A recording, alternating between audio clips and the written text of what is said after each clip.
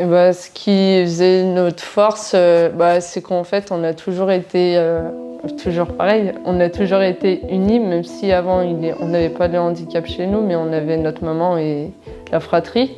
Et c'est notre force, ça a toujours été ça, quoi.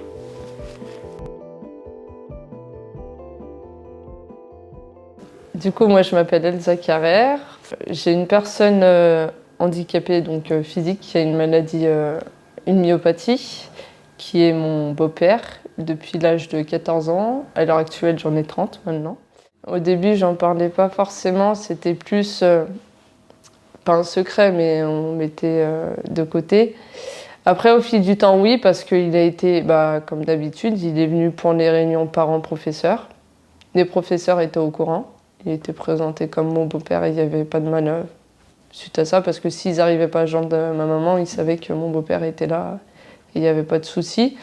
Après, avec les camarades, surtout à 14 ans, c'est plus compliqué à parler, parce que la plupart des gens ne connaissent pas.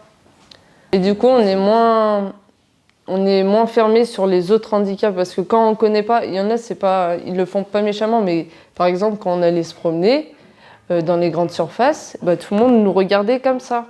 Mais des fois, je pense que c'est un regard de l'inconnu et pas oh non, celui-là il est handicapé. Ou des fois, le regard des autres, c'est vrai que ça peut. Je sais que pour nous, on avait plus de mal que lui, parce que lui, comme il dit, j'ai l'habitude. Mais nous, on avait du mal avec le regard des autres parce que c'est pas évident. Tout le monde nous fixe d'un seul coup, alors que on se demandait ce qui se passait, quoi. Et des fois, en fait, c'est l'interprétation. Peut-être que ça peut être mal vu. Alors que c'est juste une histoire d'inconnu aussi. Ça peut être une peur, mais sans le vouloir, je pense. Les conséquences que ça a eu sur plus le plan personnel, on va dire. Et déjà, on va partir dans la négation. À 14 ans, moi, c'était vraiment le fait d'accepter la personne. Parce qu'il y a des jours, c'était dur quand même. C'était pas évident aussi bien pour lui que pour nous. Mais le côté positif, moi personnellement, ce qui a aidé aussi, c'est que dans mon métier, vu que je suis ANP avec des personnes handicapées, justement, j'ai eu des personnes avec la même maladie. Et du coup, je savais à peu près quel signe ou quelle technique aborder. Parce que c'est vrai qu'on n'y pense pas, mais des fois, d'une personne à une autre, c'est pas les mêmes gestes, mais vu que la pathologie, on la connaissait, et ça a pu me servir. Et des choses qu'on pense pas, parce que des fois, c'est pas évident de se mettre à la place de la personne qui est handicapée. Et des fois, en lui posant des questions, j'ai pu avancer dans mon travail. Et des fois, dans le métier, c'est vrai qu'il y a des personnes qui n'osent pas demander. Et d'y aller directement, prendre l'initiative de demander directement avant que la personne se mette en échec. Parce que c'est ce qui arrive la plupart du temps.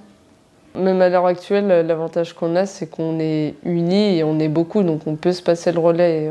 On sait qu'on peut compter les uns sur les autres et c'est vraiment une famille, quoi.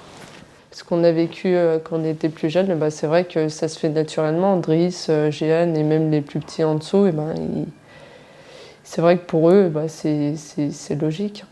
Et c'est vrai que ça aide bien dans le sens où, du coup, le regard qu'ils ont par rapport aux personnes handicapées, c'est pas de l'inconnu, vu qu'ils ont un pépé handicapé. Comme dirait mon mari, c'est le pépé mobile. Parce que les tout petits, du coup, ils montent sur le fauteuil au niveau des genoux, donc forcément. Il y a une situation où à l'époque, je sais que mon beau-père qui est en fauteuil voulait faire plaisir à ma maman, mais pour lui faire une surprise, du coup, nous on était ses bras et lui, comme on dit souvent, le cerveau. Et du coup, on l'a aidé à préparer un repas pour ma maman qui lui a fait énormément plaisir. Donc, on a juste fait ce qu'il voulait faire, mais il n'était pas en capacité de le faire, donc on l'a fait à sa place, avec lui. Je pense que ça nous a permis de grandir aussi au niveau de la maturité. Et après, on a des habitudes.